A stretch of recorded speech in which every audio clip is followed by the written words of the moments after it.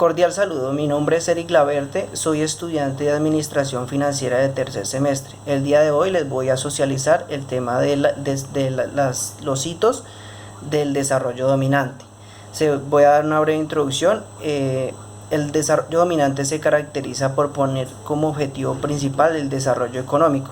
Esto se contradice un poco con el desarrollo humano porque este es solo un factor importante en el desarrollo humano.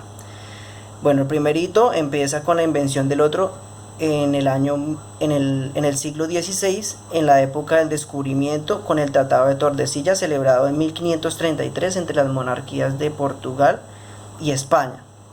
Este se concedió con una bula papal y arrancó con la construcción de periferias, lo cual conllevó a la división internacional del trabajo.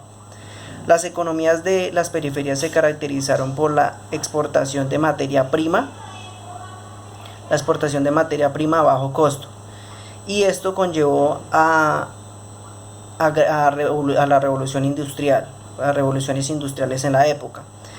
Para entender un poco qué es el subdesarrollo, este se caracteriza porque fue la condición necesaria para perfeccionar el capitalismo monopolista y el auge del imperialismo.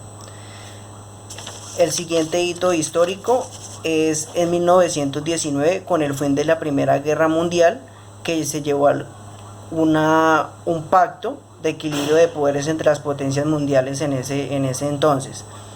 Se conoció como el Tratado de Versalles. Fue una formalización jurídica del imperialismo donde se denominó una supuesta misión civilizatoria de Occidente sobre los pueblos atrasados y salvajes, entre comillas, ¿no? En ese tiempo pues se manejaba mucho la parte de el racismo. Siempre pues la raza negra, los mestizos y eso siempre eran tratados como personas inferiores en ese entonces. Y se estipuló pues la repartición de dichas colonias en todo el mundo. Entonces se fijó un sistema de mandatos en los territorios coloniales con la finalidad de conducir a estos territorios al desarrollo, hasta que tuvieran pues la capacidad de gobernarse por ellos mismos. Tras la Segunda Guerra Mundial, en el año 1945 y el ascenso nazi-fascista, pronto se desmoronaron los equilibrios logrados en los tratados de Versalles, y la hegemonía europea ha llegado a su fin en esa fecha. En 1949 el discurso del presidente Truman reflejó el espíritu de la época y el camino que tuvo en adelante la política exterior estadounidense. Tras este discurso comenzó lo que se llamó la era del desarrollo, y se menciona los términos de desarrollo y subdesarrollo.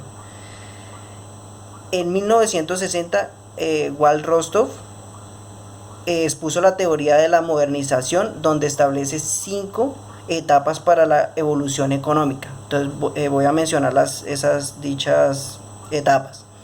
Bueno, la sociedad tradicional, precondición para el despegue hacia un crecimiento autosostenido, despegue, camino hacia la madurez y etapa de alto consumo masivo. Bueno, sin embargo, esta teoría señala que estos países no pueden cumplir esas etapas si no reciben la ayuda de las grandes potencias, porque necesitan recibir capital para lograr el objetivo del desarrollo. ¿Esto qué quiere decir? Pues que todas estas teorías lo que impulsaban en esa época era el capitalismo y el imperialismo. Entonces ellos decían que los países tenían que recibir la ayuda de ellos, pues porque siempre ellos buscan el interés individual, o sea, siempre hacerse más ricos, y eso se va a evidenciar en unos datos que resaltan las lecturas y que me parecen muy importantes mencionarlos en este video. Unos índices que demuestran que esas teorías lo único que hacían no conducían al desarrollo, sino lo único que hacían era hacer a los pobres cada vez más pobres y los ricos cada vez más ricos. Siempre se ha manejado de esa manera. Entonces voy a nombrar unos datos curiosos y importantes. Entonces dice que la realidad Las evidencias de la realidad desbaratan la creencia. Se demuestra que mientras tanto el capitalismo no ha hecho más que aumentar la brecha entre países ricos y pobres, mientras en el siglo XVIII la producción de la riqueza de los países periféricos y de la de los centrales era de 1 a 2, a finales del siglo XIX se volvió de 1 a 5 y a mediados del siglo XX de 1 a 15. Esta distancia fue de 1 a 45 en 1880. En 2003 el Banco Mundial ilustró con algunos indicadores sobre desarrollo las grandes diferencias existentes entre los países ricos y los países pobres. Entonces esto habla de un poco de la inversión que gastan los países ricos, la diferencia que hay entre esas dos, la brecha que hay en inversión entre las potencias mundiales y los países pobres. Entonces habla de que los países ricos gastan en la actualidad más de $2.700 anuales por persona en salud, contra $262 en América Latina y $29 en los países africanos. En los países ricos los niños que mueren antes de llegar a los 5 años son 7 por cada 1000. En los países pobres la cifra asciende de 121 por cada 1000. Entonces eso demuestra de que esa ideología del capitalismo y imperialismo lo único que busca es hacer más ricos a las personas más ricas, a los países ricos, y pues a las personas pobres no se están beneficiando de estas políticas.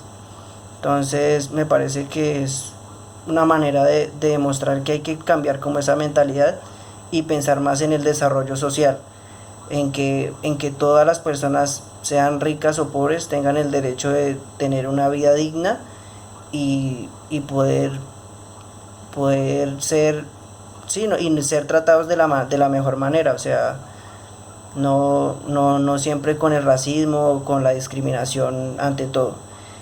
Esos me parece que fueron los hitos históricos sobre el tema de desarrollo dominante. Y ahora pues voy a dar la pequeña reflexión sobre el tema del video de la abuela grilla, que habla, pues el video habla sobre la explotación de los recursos naturales y cómo las personas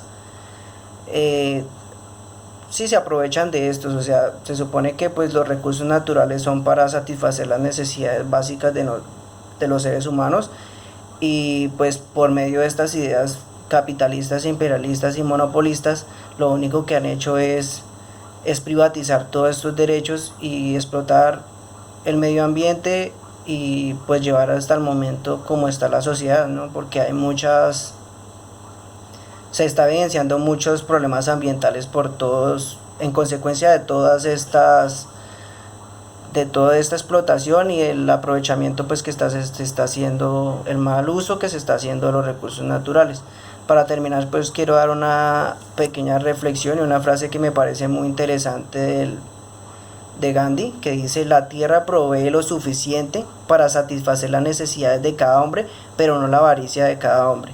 Entonces dejo esa frase pues para reflexionar y para que todos tengamos la conciencia de que debemos aprovechar los recursos naturales, pero de una manera moderada, sin hacer ni causar daños al medio ambiente.